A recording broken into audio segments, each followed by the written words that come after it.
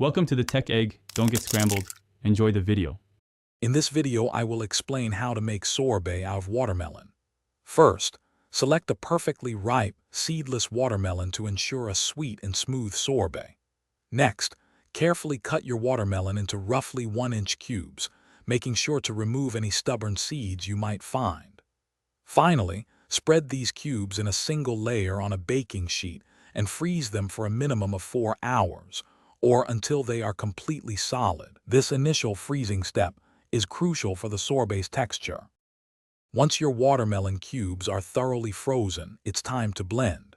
Transfer them to a robust food processor. Add about 2 tablespoons of fresh lime juice and 1 tablespoon of granulated sugar to enhance the flavor.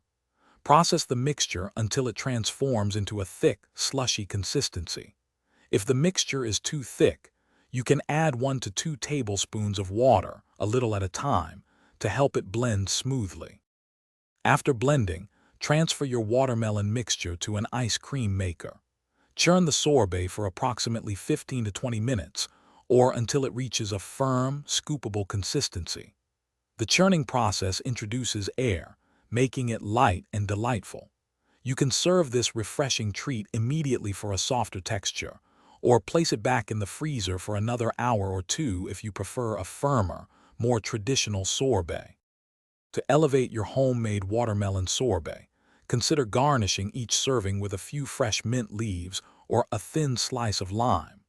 These simple additions add a lovely visual appeal and a hint of extra freshness. If you happen to have any delicious leftovers, store them in an airtight container in the freezer, where they will stay delightful for up to 1 week. Don't forget to check the description below for a link to a fantastic book that can truly change how you think about money, as well as other great deals. Enjoy your cool, homemade treat. Thanks for watching. Consider subscribing if I helped unscramble your problems.